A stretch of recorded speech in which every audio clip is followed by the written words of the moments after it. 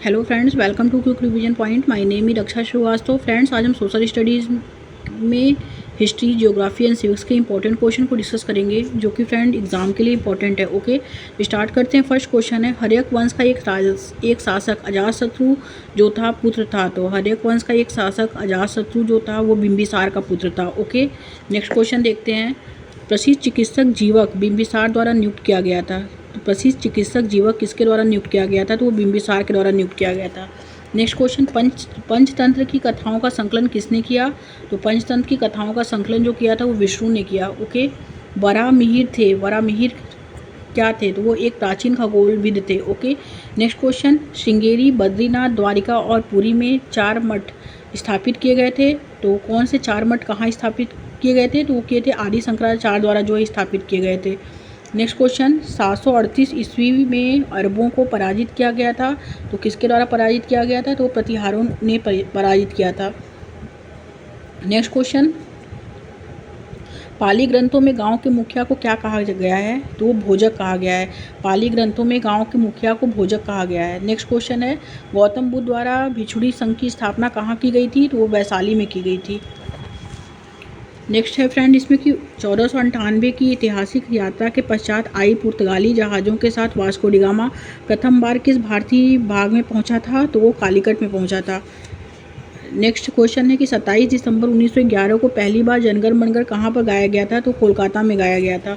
Next question, Mughal शासन ने मनसबदारी प्रणाली का प्रवर्तन किसके द्वारा किया गया? तो वो अकबर के द्वारा किया गया था। नेक्स्ट क्वेश्चन, तंजावुर के बृहद मंदिर का निर्माण किया था। तो वो राजा चोल ने किया था। नेक्स्ट क्वेश्चन, कौटिल्य के अर्थशास्त्र में किस पहलू पर प्रकाश डाला गया है? तो राजनीतिक जीवन के पहलू पर प्रकाश डाला गया है।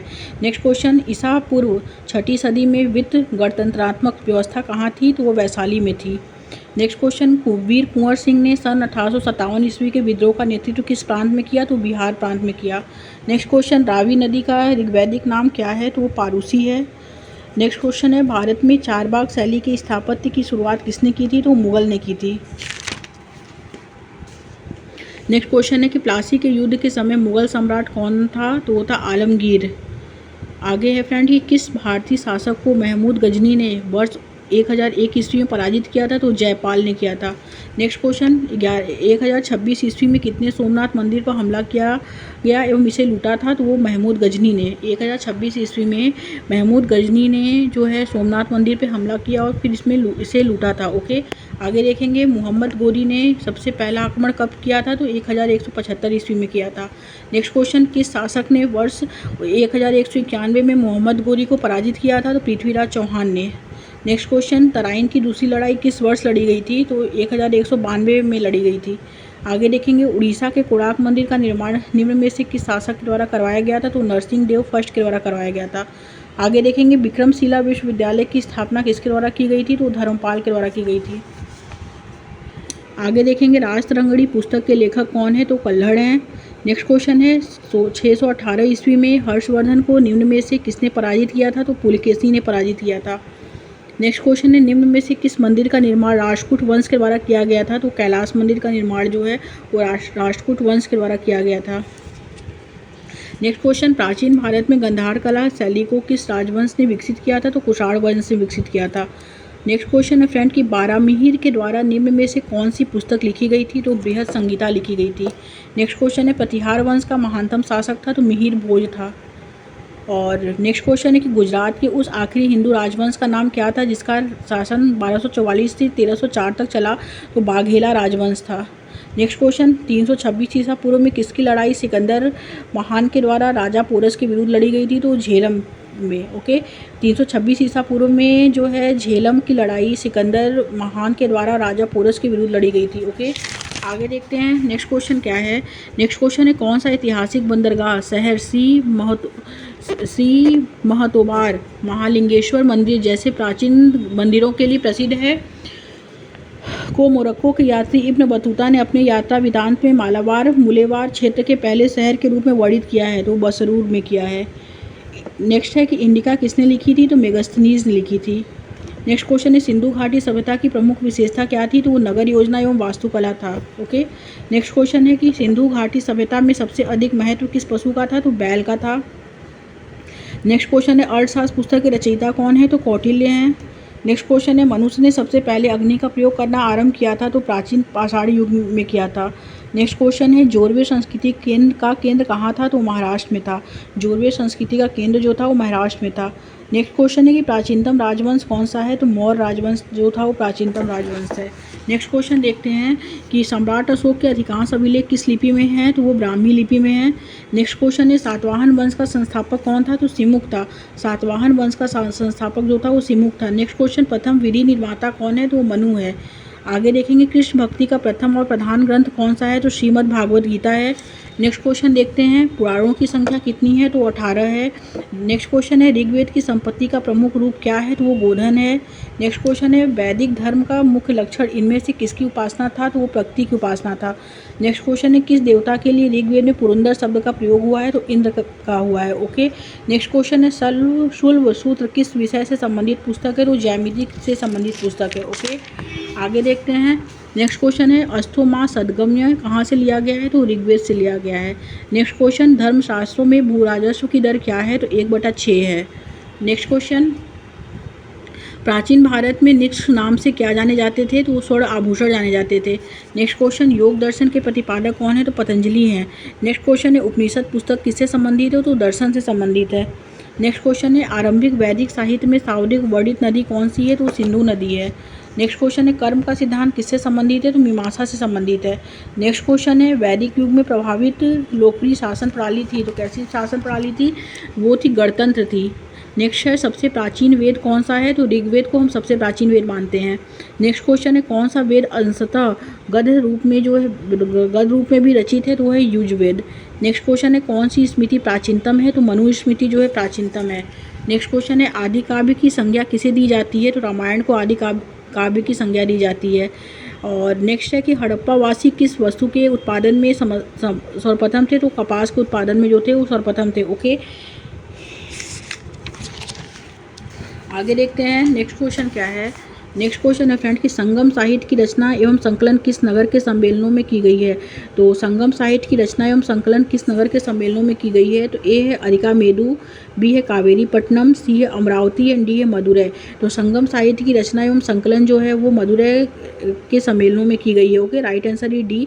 नेक्स्ट क्वेश्चन है निम्नलिखित में से कौन से कथन बुद्ध के विषय में सही है। ओके, तो ए है बुद्ध ने अपना सर्वप्रथम उपदेश सारनाथ में दिया था, और सब बी है कि बुद्ध ने अपना उपदेश संस्कृत भाषा में दिया था, तो ये गलत है क्योंकि बुद्ध ने अपना उपदेश संस्कृत नहीं प्राकृतिक भाषा में दिया था। ओके, थर्ड क्या है इसमें बुद्ध ने लोगों के दयालु होने तथा मनुष्यों के साथ साथ जानवरों के जीवन का भी आदर करने की शिक्षा दी। यस, ये करेक्ट है कि बुद्ध ने लोगों के दयालु होने तथा मनुष्यों के साथ साथ जानवरों के जीवन का भी आदर करने की शिक्षा दी, क्योंकि बुद्ध मानते थे कि हमारे कर्मों के परिणाम चाहे वे अच्छे हों या बुरे हमारे वर्तमान जीवन के साथ साथ बाद के जीवन को भी प्रभावित करते हैं।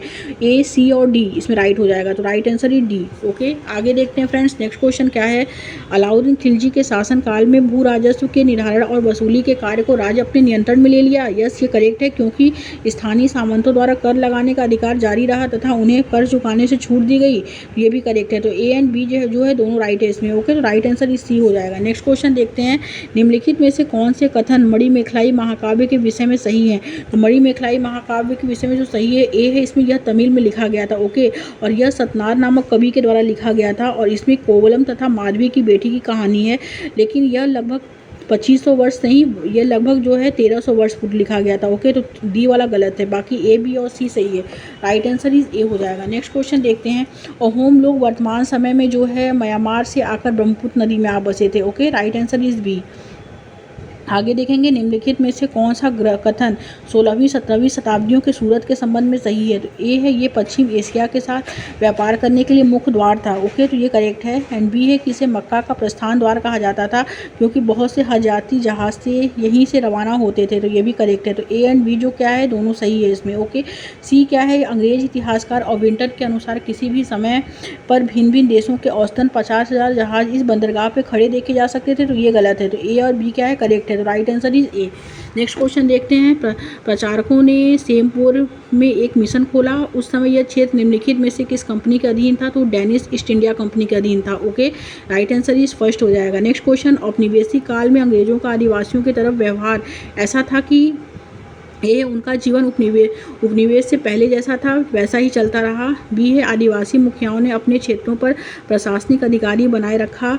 एंड थर्ड है आदिवासी मुखियाओं ने गांवों के समूहों पर मालिकाना अधिकार बनाए रखा। एंड डी है वन उत्पाद पर अधिकार आदिवासी लोगों के पास ही रहे। ओके, तो औपनिवेशिक काल में अंग्रेजों का आदिवासियों की तरफ व्यवहार ऐसा था कि आदिवासी मुखियाओं ने गाँव के समूहों पर मालिकाना अधिकार बनाए रखा। Okay, right answer is C.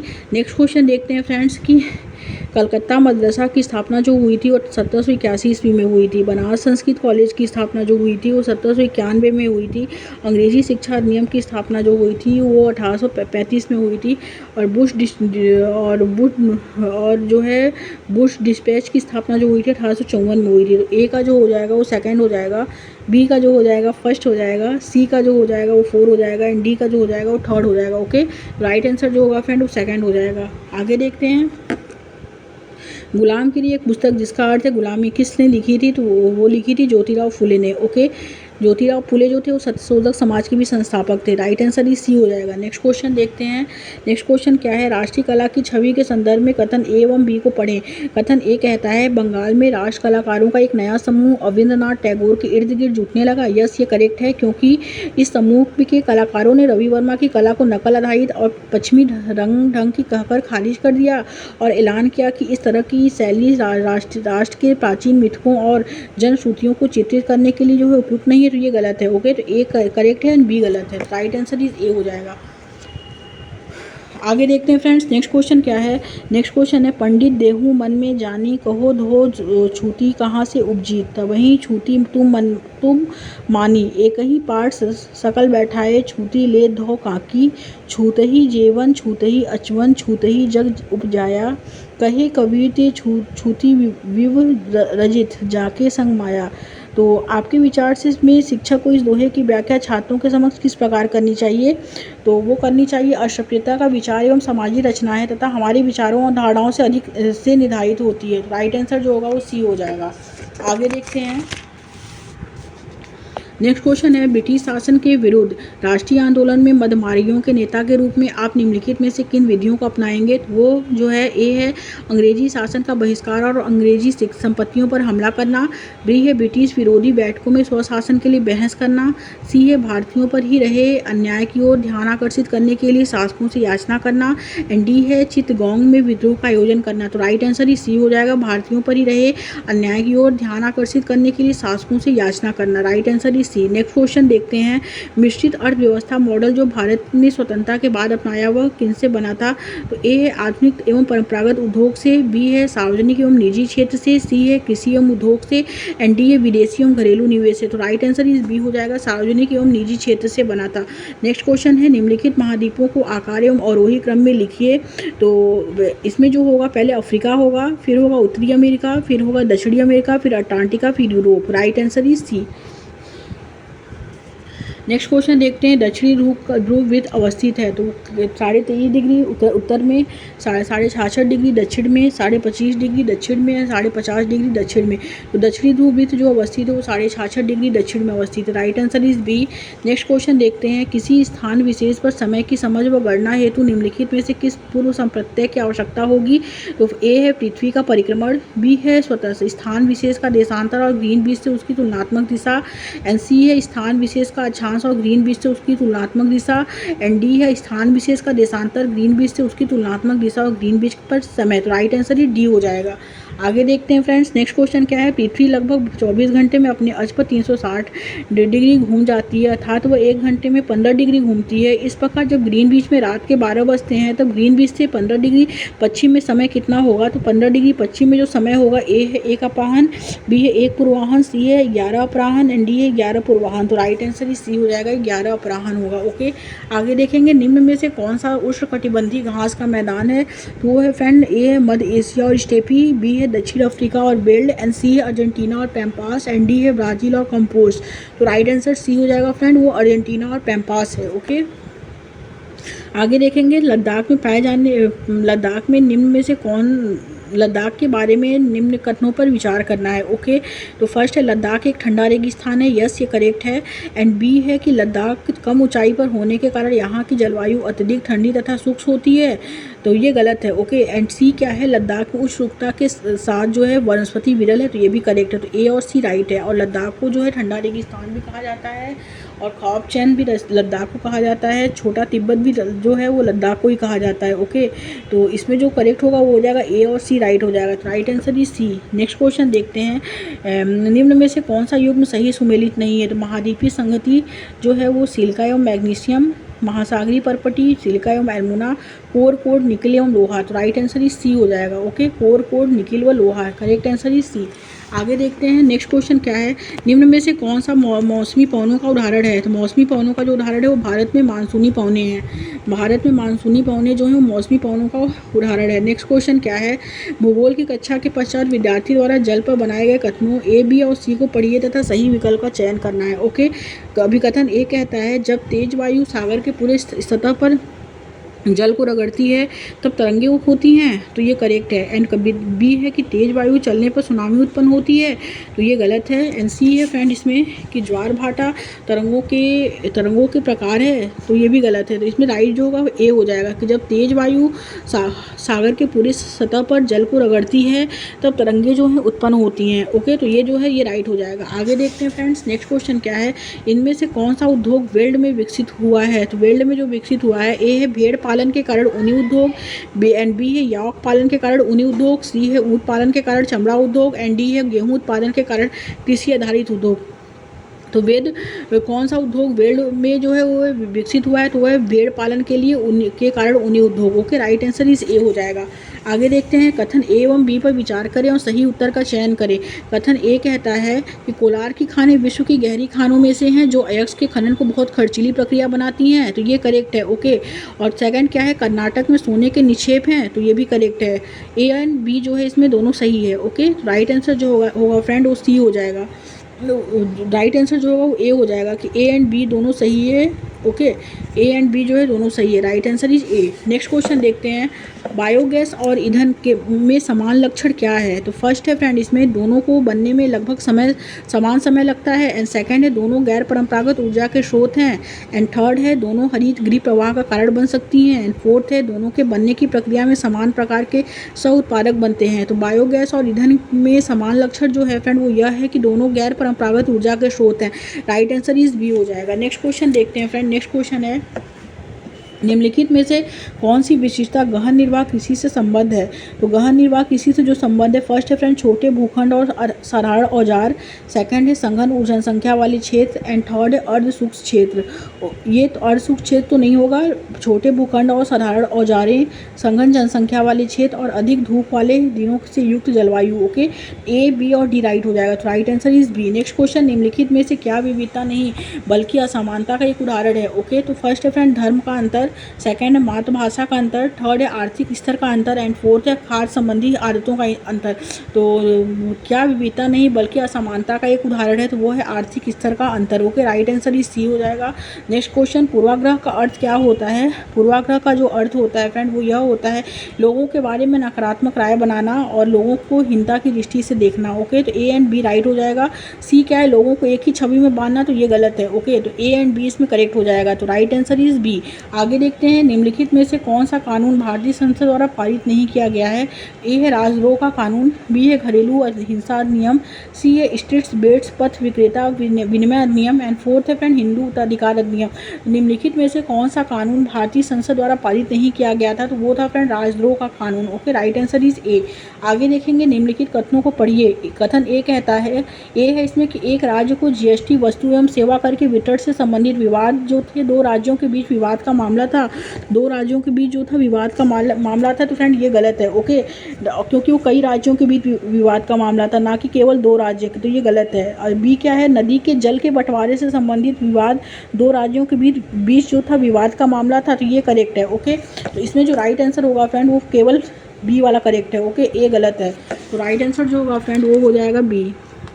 Next question देखते हैं, निम्नलिखित में से कौन सी शब्दावली भारत के शहरों में प्रवासी मजदूरों को दर्शाती है? तो ए है संगठित कार्यबल, बी है लेबर चौक, सी है भूमालिक एंड डी है प्रशिक्षित तकनीशियन। तो राइट आंसर इज बी हो जाएगा फ्रेंड, लेबर चौक। ओके, नेक्स्ट क्वेश्चन देखते हैं, दादन व्यवस्था क्या है? दादन व्यवस्था क्या है? ए है दास व स्वामियों के बीच की व्यवस्था है, बी है व्यापारी व बुनकरों के बीच की व्यवस्था है, सी है सरकार व बुनकरों के बीच की व्यवस्था है, एंड डी है किसानों व साहूकारों के बीच की व्यवस्था है। दादन व्यवस्था जो है फ्रेंड वो है दास व स्वामी के बीच की व्यवस्था को हम दादन व्यवस्था करते हैं। ओके, राइट आंसर ए हो जाएगा। आगे देखते हैं, नेक्स्ट क्वेश्चन देखते हैं, भारत के लोकतंत्र पर निम्न कथनों पर को पढ़िए। कथन ए कहता है कि लोकतंत्र मुक्त एवं निष्पक्ष चुनाव पर आधारित होना चाहिए। तो ये क्या है फ्रेंड, ये करेक्ट है। ओके, एंड लोकतंत्र में अंतिम निर्णय लेने का अधिकार जनता द्वारा चुने गए व्यक्तियों के पास ही होनी चाहिए। तो ये भी करेक्ट है। तो ए एंड बी दोनों राइट है। राइट आंसर इज सी हो जाएगा। नेक्स्ट क्वेश्चन देखते हैं, नेक्स्ट क्वेश्चन है फ्रेंड इसमें कि रोनित के अंकल चाहते हैं कि एक अधिक अंक अर्जित करे ताकि उसके पास नौकरी प्राप्त करने के अच्छे अवसर हों। ओके, तो ये क्या है फ्रेंड, ये गलत है। एंड बी है कि लक्ष्मी जो है लड़की 27 भारतीय रेलवे में पहली महिला इंजन चालक बनी थी। तो ये करेक्ट है। ओके, तो ये क्या है, इसमें उपरोक्त में से कौन सा कथन जो है रूढ़िवाद धारणा को तोड़ने के उदाहरण के रूप में जो है उपयोग कर सकते हैं? तो रूढ़िवाद धारणा को जो तोड़ने के उपयोग में है, तो इसमें करेक्ट आंसर बी हो जाएगा कि लक्ष्मी लड़की जो है वो 27 साल की है और भारतीय रेलवे में पहली महिला इंजन चालक बनी है। तो भारतीय रेलवे में पहली महिला इंजन चालक क्या है, लड़की बनी है। तो वो क्या है, रूढ़िवाद धारणा को तोड़ने के उदाहरण के रूप में जो है उपयोग कर सकते हैं इसका। तो ये क्या है, इसमें करेक्ट आंसर जो होगा फ्रेंड वो बी हो जाएगा। ओके, तो राइट आंसर इज बी। आगे देखते हैं, नेक्स्ट क्वेश्चन क्या है, भारत में स्वास्थ्य के अधिकार को किस मौलिक अधिकार के रूप में एक मान्यता के रूप में भारत में स्वास्थ्य के अधिकार को किस मौलिक अधिकार के एक प्रकार के रूप में मान्यता प्राप्त है? तो फ्रेंड ए है स्वतंत्रता, बी है समानता, सी है जीवन एंड डी है निजता। तो राइट आंसर इज सी हो जाएगा, जीवन। ओके, आगे देखते हैं, नेक्स्ट क्वेश्चन क्या है फ्रेंड, भारतीय संविधान में मौलिक अधिकार एवं नीति निर्देशक तत्व स्थापित करना चाहते थे। तो क्या स्थापित करना चाहते थे? तो राजनीतिक लोकतंत्र को स्थापित करना चाहते थे, सामाजिक आर्थिक लोकतंत्र को स्थापित करना चाहते थे और कल्याणकारी राज्य को स्थापित करना चाहते थे, लेकिन पुलिस राज्य को नहीं। ये गलत है। तो ए, बी और सी राइट हो जाएगा। तो राइट आंसर इज ए। आगे देखते हैं, भारत के उच्चतम न्यायालय का मुखिया कौन होता है? तो भारत के उच्चतम न्यायालय का जो मुखिया होता है, ए है भारत का राष्ट्रपति, बी है फेडरल कोर्ट ऑफ इंडिया के न्यायाधीश, एंड सी है भारत के मुख्य न्यायाधीश, एंड डी है भारत के महान्यायवादी। भारत के उच्चतम न्यायालय का जो मुखिया होता है फ्रेंड वो भारत का मुख्य न्यायाधीश होता है। ओके, राइट आंसर ही सी हो जाएगा। नेक्स्ट क्वेश्चन, मध्याह्न भोजन कार्यक्रम शुरू करने वाला पहला भारतीय राज्य कौन सा था? तो मध्याह्न भोजन शुरू करने वाला पहला भारतीय राज्य जो था फ्रेंड, ए है आंध्र प्रदेश, बी है केरल, सी है तमिलनाडु एंड डी है महाराष्ट्र। वो था तमिलनाडु था। ओके, 2001 में तमिलनाडु था मध्याह्न भोजन शुरू करने वाला भारत का पहला राज्य। नेक्स्ट क्वेश्चन देखते हैं फ्रेंड, सतत विकास लक्ष्यों की प्राप्ति हेतु भारत सरकार नई योजनाओं का विकास व कार्यान्वयन कर रही है। मध्याह्न भोजन योजना के द्वारा वह किस सतत विकास को लक्ष्य को पूरा करने की कोशिश कर रही है? ए है फ्रेंड इसमें लक्ष्य फर्स्ट, बी है लक्ष्य सेकंड, सी है लक्ष्य थर्ड एंड डी है लक्ष्य फोर्थ। तो राइट आंसर इज सेकंड हो जाएगा फ्रेंड, लक्ष्य सेकंड का। ओके, नेक्स्ट क्वेश्चन है, सामाजिक विज्ञान के आकलन का उद्देश्य क्या है? तो सामाजिक विज्ञान के आकलन का जो उद्देश्य फ्रेंड ए है विद्यार्थियों को उनके अधिगम स्तरों के अनुसार प्रवाही बनाने में सहयोग करना, बी है विद्यार्थियों की ग्रहण क्षमता तथा अधिगम को समझने और उनकी जीवंत वास्तविकताओं को जोड़ने को आंकना। ओके, एंड सी है फ्रेंड इसमें विद्यार्थियों के लेखन को कौशल को परखना, एंड डी है विद्यार्थियों की स्मरण क्षमता का मूल्यांकन करना। तो राइट आंसर जो होगा फ्रेंड वो सेकंड हो जाएगा कि विद्यार्थियों की ग्रहण क्षमता तथा अधिगम को समझने और उनकी जीवंत वास्तविकताओं को जोड़ने को आंकना। ओके, आगे देखते हैं, नेक्स्ट क्वेश्चन क्या है कि निम्न में से कौन सा प्रश्न अधिगमकर्ता के विश्लेषण कौशल का आकलन करता है? तो अधिगमकर्ता के विश्लेषण कौशल का जो आकलन करता है फ्रेंड वो यह है, फर्स्ट है सहारा रेगिस्तान में लोग कैसे कपड़े पहनते थे? तो कैसे कपड़े पहनना ये गलत है। ओके, बी सेकंड क्या है, सहारा रेगिस्तान में दिन में बहुत गर्मी होती है तब भी लोग भारी वस्त्र पहनते हैं, ऐसा क्यों होता है और कारण वो उपयुक्त उदाहरणों द्वारा स्पष्ट करें। ये क्या है, ये जो है अधिगम में विश्लेषण कौशल का आकलन कर सकता है कि इसमें सोचने पे ये है कि सहारा रेगिस्तान में दिन में बहुत गर्मी होती है तब भी लोग वहाँ भारी वस्त्र क्यों पहनते हैं, ऐसा क्यों होता है। तो ये क्या है, ये विश्लेषणात्मक कौशल का आकलन कर रहा है। थर्ड क्या है इसमें फ्रेंड कि आज का सहारा कभी हरा भरा इलाका हुआ करता था और इस तक की सच्चाई की जांच आप कैसे कर सकते हैं। तो ये भी क्या है, ये भी अधिगमकर्ता के विश्लेषण कौशल के आकलन के लिए उत्तरदायी है। ओके, तो दूसरा और तीसरा जो है फ्रेंड इसमें करेक्ट हो जाएगा, लेकिन पहला गलत है। ओके, तो राइट आंसर इज बी। आगे देखते हैं, निम्न में से कौन से प्रश्न अधिगमकर्ता के संप्रत्ययों को प्रयोग में लाने के कौशल का आकलन करते हैं? ए है तटों का निर्माण कैसे होता है, एंड बी है फ्रेंड मनुष्य अपने आसपास के वातावरण को कैसे बदलता है और अपने अवलोकन के से उदाहरण दीजिए, एंड सी है जब छोटे किसान कर्ज में डूब जाते हैं तो आपके अनुसार सरकार उनकी सहायता के लिए क्या कर सकती है, चर्चा कीजिए। तो ए और बी, इसमें बी और सी इसमें जो करेक्ट है फ्रेंड उस सभी करेक्ट है। ओके, तो राइट आंसर ही डी हो जाएगा। आगे देखेंगे रूब्रिक्स के बारे में निम्न कथनों को पढ़ना होगा। तो ए है ये आकलन में विश्वसनीयता को बढ़ा देते हैं, तो ये करेक्ट है। बी है फ्रेंड कि ये आकलन में पारदर्शिता को बढ़ा देते हैं, तो ये गलत है। सी है ये आकलन में व्यक्तिपरकता को घटा देते हैं, तो ये करेक्ट है। तो ए एंड सी करेक्ट हो जाएगा। तो राइट आंसर ही सी। ओके, आगे देखते हैं फ्रेंड्स, नेक्स्ट क्वेश्चन क्या है। एक परियोजना कार्य में आकलन किया जा सकता है, तो कैसे किया जा सकता है? तो ए है मौखिक प्रदर्शन के द्वारा, बी है लिखित रिपोर्ट के द्वारा। ओके, तो ये किया जाता है फ्रेंड मौखिक प्रदर्शन के द्वारा किया जा सकता है। राइट आंसर जो होगा वो ए हो जाएगा। आगे देखेंगे निम्नलिखित में से कौन सा द्वितीय स्रोत के रूप में माना जाता है? तो ए है समाचार पत्र में प्रकाशित एक किताब की समीक्षा, बी है विभाजन के उत्तरजीवी की आप बीती, एंड सी है यूक्रेन युद्ध में बमबारी के चित्र, एंड डी है राजा रुद्रमन के गिरनार पत्थर पर अंकित अभिलेख। तो इसमें जो करेक्ट होगा फ्रेंड वो यह हो जाएगा कि निम्नलिखित में से कौन सा द्वितीय स्रोत के रूप में माना जाता है? तो वो यह है विभाजन के उत्तरजीवी की आप बीती। Okay, right answer is B. आगे देखते हैं निम्नलिखित में से कौन सा सामाजिक विज्ञान शिक्षा के सही आयोजन को सुनिश्चित करने के लिए गहन चिंता का विषय हो सकता है? यह होना चाहिए, कैसा होना चाहिए? तो ए अधिगमकर्ता केंद्रित होना चाहिए, पाठ्य पुस्तक केंद्रित होना चाहिए, शिक्षक केंद्रित होना चाहिए, विद्या विशेष केंद्रित होना चाहिए। वो होना चाहिए फ्रेंड अधिगमकर्ता केंद्रित होना चाहिए। Okay, right answer is a हो जाएगा। नेक्स्ट क्वेश्चन, सामाजिक विज्ञान में खुली पुस्तक परीक्षा की क्या सार्थकता है? तो ए है परीक्षा का भय दूर करना, बी है विषय वस्तु रटने से बचाना, सी है शिक्षकों को निरीक्षण से दूर रखना, एंड डी है ताकि छात्र पाठ्य पुस्तकों से उत्तर ढूंढ सकें। तो सामाजिक विज्ञान में खुली पुस्तक परीक्षा की जो सार्थकता है फ्रेंड वो है विषय वस्तु रटने से बचाना। Okay, right answer is B. आगे देखते हैं हाशिया वाले समूहों ने जिन मामलों का सामना किया है उन पर संवेदनशीलता और जागरूकता प्रोत्साहित किया जा सकता है। ओके, तो कैसे प्रोत्साहित किया जा सकता है? तो वो किया जाता है फर्स्ट हाशियाकरण में योगदान देने वाले कारकों की पहचान करने के द्वारा किया जा सकता है, और विद्यार्थी से हास्याकृत समुदायों की पहचान करवाने के द्वारा किया जा सकता है। ओके, और थर्ड क्या है फ्रेंड विवादास्पद मामलों को छोड़ देना ताकि विद्यार्थी की भावनाएं आहत न हो। तो ये गलत है। ओके, पहला दूसरा इसमें करेक्ट है। राइट आंसर इज ए हो जाएगा। ओके, तो हास्याकरण जो होता है फ्रेंड मार्जिनलाइजेशन जो होता है वो भेदभाव होता है, छुआछूत होता है। ओके, तो इसमें पहला दूसरा करेक्ट हो जाएगा। तो राइट आंसर इज फर्स्ट हो जाएगा। आगे देखते हैं नेक्स्ट क्वेश्चन क्या है फ्रेंड। नेक्स्ट क्वेश्चन है निम्नलिखित उदाहरण में से कौन सा उदाहरण आप विज्ञापन पर चर्चा में रूढ़िबद्ध लैंगिक चित्रण को श्रेष्ठ चुनौती देने के लिए देंगे?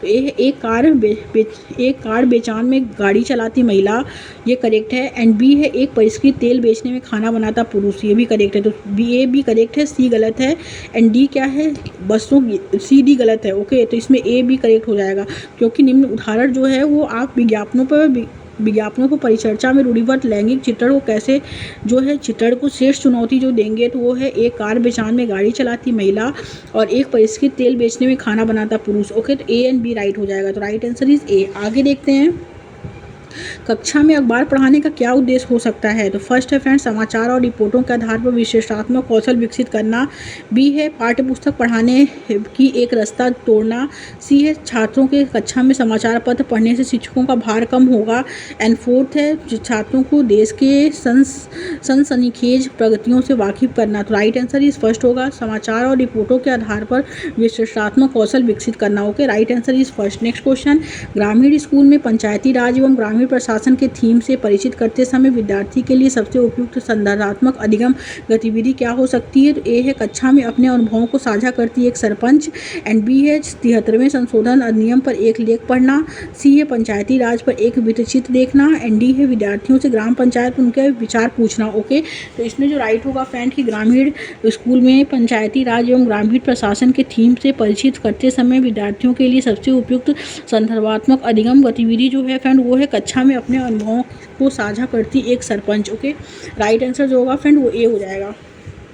नेक्स्ट क्वेश्चन देखते हैं कक्षा में दृष्टिबाधित विद्यार्थियों को शैक्षणिक रूप से शामिल करने के लिए निम्नलिखित में से कौन सा सावधिक उपयुक्त होगा? तो ए है फ्रेंड इसमें सप्ताह में एक दिन निर्धारित कीजिए जब सभी बच्चों को केवल स्वर्ण सामग्री का उपयोग करना हो। एंड सेकंड है जब आप कक्षा को पढ़ा रहे हैं तब एक विद्यार्थी को उस विद्यार्थी की देखभाल करने के लिए कहना। एंड सी है कक्षा को नियमित मौखिक संकेत देना और विद्यार्थियों को सोचने, कल्पना करने या उत्तर देने के लिए कहना। एंड फोर्थ है फ्रेंड इस विद्यार्थी के लिए एक अलग कक्षा लगाना। तो राइट आंसर जो होगा वो फर्स्ट हो जाएगा कि सप्ताह में एक दिन निर्धारित कीजिए जब सभी बच्चों को केवल स्वर्ण सामग्री का उपयोग करना होगा। Okay, right answer is first. आगे देखते हैं विद्यार्थियों को स्वच्छता कार्य पर अवगत और संवेदनशील बनाने के लिए आप शिक्षण के रूप में जो है किस तरीके को अपनाएंगे। तो वो अपनाएंगे फ्रेंड हम व्याख्यान विधि एवं प्रश्न पूछने को। एंड बी क्या है कि भूमिका निभाना एवं वाद विवाद, तो ये गलत है। एंड सी क्या है बातचीत के लिए ऐसे व्यक्ति को आमंत्रित करना जो यह कार्य करता है, तो ये भी गलत है। डी है वित्त चित्र पर्दे पर दिखाना एवं परिचर्चा, तो ये भी करेक्ट है। Okay, A and D right हो जाएगा। तो राइट आंसर इज सी। आगे देखते हैं भारतीय राष्ट्रीय आंदोलन के नेतृत्वकारियों को पढ़ाते हुए एक शिक्षक को क्या करना चाहिए। तो सिर्फ जो है पाठ्य पुस्तकों में वर्णित नामों की चर्चा करनी चाहिए। तो सिर्फ जो है फ्रेंड ये गलत है। बी क्या है छात्रों में नेताओं के प्रति निराशा, कटुता पैदा करनी चाहिए। सी है सभी नेताओं के योगदान का गुणगान करना चाहिए। एंड डी है स्थानीय नेताओं के प्रासंगिक उदाहरण देने चाहिए। तो राइट आंसर ये डी हो जाएगा। ओके, नेक्स्ट क्वेश्चन निम्न में से कौन सा तरीके बहुत में समानता को बढ़ाने एवं प्रोत्साहित करने में ज़रूरी हैं। ए है समावेशित माहौल स्थापित करना। बी है अधिगम शैलियों और अक्षमताओं को समायोजित कर लेना। ए एंड बी जो है राइट हो जाएगा। तो राइट आंसर ही सी हो जाएगा। ओके, आगे देखते हैं फ्रेंड्स नेक्स्ट क्वेश्चन क्या है। स्वास्थ्य में सरकार की भूमिका पढ़ाने के लिए निम्न में से कौन सा चित्र चर्चा शुरू करने के लिए उपयुक्त होगा। तो जो उपयुक्त होगा फर्स्ट है सरकारी अस्पताल का एक दृश्य। बी है एक मोहल्ले के साफ सफाई की स्थिति। एंड सी है फ्रेंड पौष्टिक आहार युक्त एक थाली का चित्र। ओके, तो ए बी सी राइट हो जाएगा। तो राइट आंसर ही डी हो जाएगा। ओके, आगे देखते हैं फ्रेंड्स नेक्स्ट क्वेश्चन क्या है। भूगोल एक ऐसी विद्या विशेष है जो मनुष्य और उसके वातावरण के बीच के संवाद का अध्ययन करता है। उपरोक्त कथन के लिए निम्नलिखित वक्तव्यों में से कौन सी वैध है। तो ए है कथन व्याकरणिक रूप से गलत है। एंड बी है कथन लैंगिक भेदभावपूर्ण है। एंड सी है कथन परिपूर्ण है। एंड डी है वातावरण शब्द को प्रतिवेशी से बदल देना चाहिए। तो राइट आंसर ही सेकंड हो जाएगा, कथन जो है लैंगिक भेदभावपूर्ण है। Okay, right answer is B. Next and last question देखते हैं। निम्नलिखित दिए गए दो कथन पर ध्यान दें और सही विकल्प का चयन करें। कथन फर्स्ट कहता है सामाजिक विज्ञान मानवीय मूल्यों के निर्माण की आदर्श जिम्मेदारी वहन करता है। यस, ये करेक्ट है क्योंकि सामाजिक विज्ञान के अध्ययन को विद्यार्थियों में विवेचनात्मक और नैतिक एवं मानसिक ऊर्जा को पैदा करने पर ध्यान केंद्रित करने से की आवश्यकता है जिससे वे विद्यमान सामाजिक वास्तविकताओं से सजग रहें। तो ये भी करेक्ट है कि सामाजिक विज्ञान जो है मानवीय मूल्यों के निर्माण की आदर्श जिम्मेदारी वहन करता है क्योंकि सामाजिक विज्ञान के अध्ययन को विद्यार्थियों में विवेचनात्मक, नैतिक एवं मानसिक ऊर्जा को पैदा करने पर ध्यान केंद्रित करने की आवश्यकता है जिससे वे विद्यमान सामाजिक वास्तविकताओं से सजग रहें। तो A and first and second क्या है इसमें दोनों राइट है। तो राइट आंसर इज डी हो जाएगा। Okay, thank you friends.